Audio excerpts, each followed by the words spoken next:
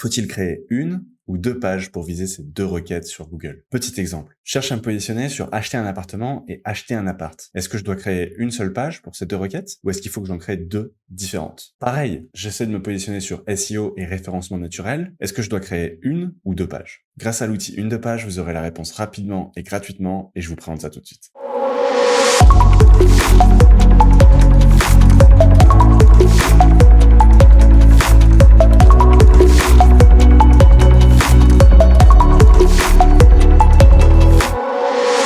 Voici sur l'outil Une de page, je vais faire la démo avec vous tout de suite. Donc on tape acheter un appartement, acheter un appart, on est parti, Une de page fait sa recherche et on voit que pour ces deux requêtes, il nous conseille de créer une page uniquement. Pourquoi? Parce que on a sur les 15 premiers résultats de Google, 11 résultats qui sont similaires entre les deux requêtes, ce qui fait donc un taux de similarité de 73%. Et donc, vu que les deux requêtes ont des résultats qui sont similaires, l'idée c'est de viser une seule page pour la positionner sur ces deux requêtes. L'autre exemple que je vous proposais, c'était référencement naturel versus SEO. Qu'est-ce que ça nous donne? Et bien là, vous voyez que les deux ont 0% de similarité, ce qui nous propose donc de créer deux pages différentes, même si c'est globalement les deux mots pour dire la même chose. Là, on a, pour les 18 premiers résultats, aucun résultat en commun. Donc, si on veut avoir une chance de se positionner sur les deux mots-clés, il va falloir créer deux pages différentes. Une de page est disponible sur unedepage.com, donc qu'on peut aussi lire 12 pages avec un s.com, et vous pouvez naturellement aller sur le site, vous trouverez cette interface, choisir les deux requêtes qui vous intéressent, voir les résultats. Si on a déjà les résultats, c'est extrêmement rapide, sinon ça prend quelques secondes,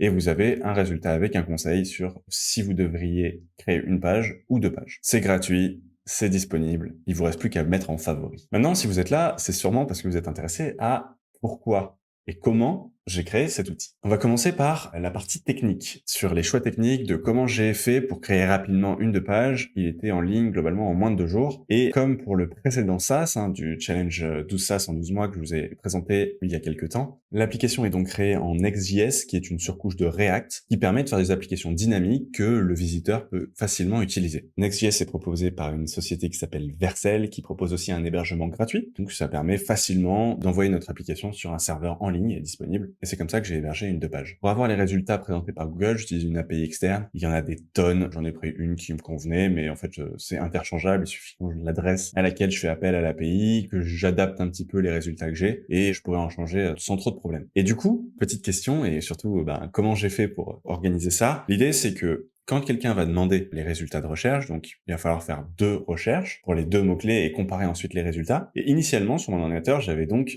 fait une requête synchrone. Une requête synchrone, c'est quand j'envoyais la demande depuis le site, dans la partie arrière du logiciel qu'on appelle le back-end. Et ce back-end allait globalement faire deux requêtes à mon API. Et ensuite, il traitait les résultats, il regardait s'il y avait des résultats en commun, il faisait ses petits calculs et il déterminait s'il fallait une ou deux pages. En fait, aller chercher les résultats sur Google, ça va prendre un petit peu de temps. Donc, disons peut-être 30 secondes. Ces 30 secondes-là, avec Vercel, ça a bloqué, parce que Vercel a une limite à 5 secondes d'exécution sur la version gratuite, en tout cas. Et donc, au bout de 5 secondes, j'avais une erreur qui me disait, la requête a pris trop longtemps. Déjà, c'est pas une très bonne pratique de faire des requêtes qui ont vraiment de la logique longue derrière. Mais en plus, là, j'avais juste pas le choix. Il fallait que je trouve une solution alternative. Donc, ce que j'ai fait, c'est plutôt que de passer cette requête synchrone qui faisait un get, donc une requête qui récupérait les résultats et faisait mon retour en une seule requête, là, j'ai dû passer sur deux requêtes différentes. Une requête qui répond tout de suite et qui dit récupère les résultats et fais tes calculs, et ensuite aller voir de temps en temps si les résultats sont disponibles. Pour ça, plutôt que de recoder quelque chose sur un serveur ou trouver une solution alternative, j'ai utilisé du no-code qui permet d'automatiser une partie du résultat. Le no-code, je l'ai installé sur un N8N qui est un concurrent direct de Make, Integromat, Zapier, ce genre d'outils, et ce qui va me permettre du coup d'avoir une réponse immédiate et ensuite de lancer un travail asynchrone. Donc ça veut dire que actuellement, quand quelqu'un va faire une requête, ça envoie une requête donc à mon back-end qui permet ensuite d'appeler ce no-code pour le cacher un petit peu, parce que l'idée c'est pas forcément que tout le monde puisse aller lancer cet élément-là. Sinon, j'aurais dû mettre plus de sécurité sur la vérification des utilisateurs. Et donc là, quand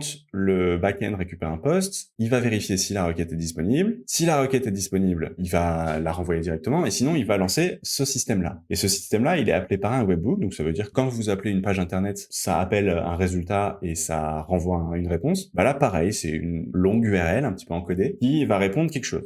là, je lui demande de répondre tout de suite, et ensuite, il va faire son traitement. Donc, ça veut dire qu'il va regarder si la recherche est déjà disponible. Si c'est pas le cas, il va récupérer les résultats, le traiter pour avoir uniquement la liste des URL des résultats organiques, donc ça veut dire pas les résultats payants, pas ce genre de choses. Et ensuite, préparer l'enregistrement dans la base de données qui va être stocké et qui du coup pourra être trouver la prochaine fois qu'on va regarder est-ce que ces résultats de recherche existent. Donc dans un premier temps, on demande à ce que les résultats se préparent et dans un second temps, on va regarder de temps en temps si les résultats sont prêts et quand ils sont prêts, on les affiche. Et du coup, avec ce fonctionnement asynchrone, la limite des 5 secondes disparaît parce que toutes les requêtes deviennent rapides et juste les requêtes qui prennent du temps sont faites de façon asynchrone quelque part ailleurs et vont être synchronisées sur la base centrale des résultats. Voilà comment j'ai lancé ce petit projet en production en moins de 2 jours. Ok, mais pourquoi faire ça? Vous le savez peut-être et vous l'avez sûrement vu dans mes précédentes vidéos, je me suis lancé un challenge de créer 12 SaaS en 12 mois pour atteindre les 12 000 euros. Ce SaaS-là, moi j'ai vraiment pour objectif de le laisser entièrement gratuit. Ça pourrait compter comme un SaaS, mais ça va difficilement m'apporter des revenus. L'idée, et c'est vraiment ce que j'ai envie de garder sur le long terme, c'est de l'avoir et de le proposer gratuitement. Et en fait, ce gratuitement, pour un outil qui est simple, efficace et facile à comprendre, qui du coup,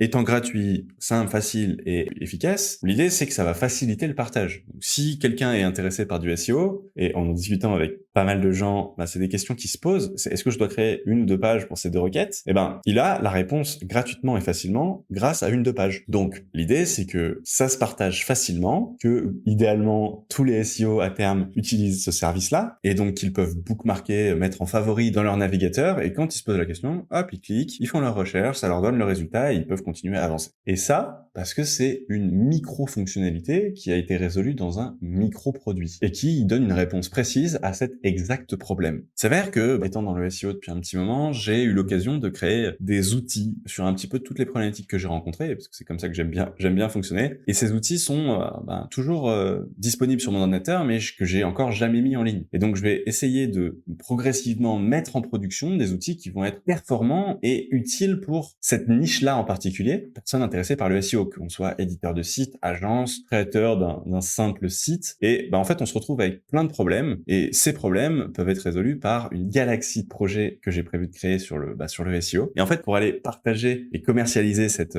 galaxie de projets, c'est clairement le plus compliqué, il va falloir trouver ces gens-là, ces gens qui sont intéressés par le SEO. Et donc, quoi de mieux que de créer un petit projet simple qui répond parfaitement à un problème que ces gens-là ont pour commencer à avoir un pied dans la porte chez eux, sans même forcément avoir leur mail dans un premier temps, parce que l'idée c'est vraiment que je laisse ce produit gratuit, mais d'être capable de dire, en fait, 12 pages ou 1 2 pages, comme vous voulez l'appeler, répond parfaitement, et en fait, si je veux aller plus loin, il y a aussi ce produit-là et ce produit-là qui vont répondre aux autres problèmes que je peux avoir en SEO. Donc bref, 1 2 pages, je le vois un petit peu comme un lead magnet, parce que clairement, quand vous faites une requête, ça me coûte. Donc je suis prêt à investir sur ce produit-là pour justement qu'il soit gratuit, facilement partageable, qu'il fasse grossir la communauté qui sont intéressés par les produits que je fais sur cette galaxie-là, donc cette audience de SEO, et ensuite potentiellement leur proposer des outils sur les autres problèmes qu'ils peuvent rencontrer, qui sont un petit peu plus complexes, et qui du coup seront monétisés. Bref, vous l'avez compris, 1 2 pages, c'est un outil très simple qui permet de répondre à un problème très précis pour les gens qui font du SEO. Est-ce qu'il faut créer 1 ou 2 pages pour ces 2 requêtes ciblées sur Google? Vous savez maintenant comment je l'ai créé, pourquoi je l'ai créé. L'objectif maintenant, c'est de le partager. Si vous êtes intéressé par le SEO, mettez-le en favori. Si vous n'êtes pas intéressé par le SEO, mais que vous connaissez des gens qui sont intéressés par le SEO,